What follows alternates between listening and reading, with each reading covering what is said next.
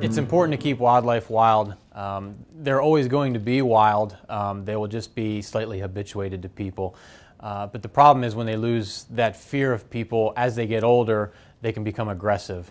When you bring in a wild animal, it's going to become acclimated to the human world and the human environment, which makes it more likely to interact with items that make it dangerous for that animal, such as cars or roads, where they may not view that as a fear anymore. And as they get older, the ability for them to view that person as not necessarily a threat anymore, but as a competitor, can often lead to injury or worse. So things like biting, goring, scratching are all very likely to happen if you take in a wild animal. So wild animals can have quite a few different threats to both people and their property. Wildlife can scratch, they can bite, they can also have parasites on them, and so when we pick them up, there's a chance for disease transmission not only to us as humans but also to our pets. One of these, for example, found in raccoons is what we call raccoon roundworm. This is found in the feces, and if this is ingested, it can lead to hospitalization. And we typically find this in small children who are more likely to ingest feces or come in contact with that.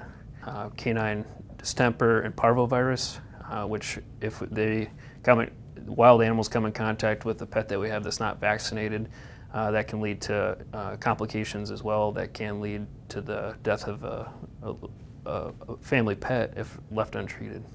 Most young animals that are discovered in the woods or in fields are left there intentionally by their mother, and that's how they're raised. In a case of deer, fawns are only visited usually about twice a day for the first couple weeks of their life, and the mother does that intentionally to keep predators away from it. So coming across a fawn or another young animal is far more likely to happen in the summer than not. What you need to do, to be sure that an animal is orphaned is just stay back a distance, keep an eye out on that area, and just be sure, over a course of time that mother isn't returning to that tree. Most animals, especially deer, can heal on their own without the aid of any human interaction whatsoever. If you feel an animal needs medical attention, there are licensed rehabilitators throughout the state of Indiana that can be contacted. We have about 112 licensed wildlife rehabilitators in the state.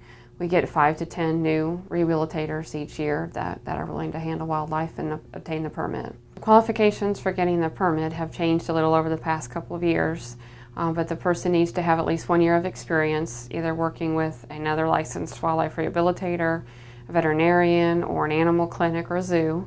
And then they need to pass a test which just makes sure they understand the regulations and some basic requirements about the animals. They also have to have some reference materials on hand to help them understand what they need to do for that specific species of animal to care for it properly, and they have to have some cages, equipment and supplies to be able to treat the animals and house them properly until they can be released back into the wild. They also have to have a veterinarian that's willing to work with them and provide veterinary treatment when necessary. Wildlife rehabilitators are usually eager and willing to work with new individuals to help them learn about how to properly handle wildlife to be able to get their own permit.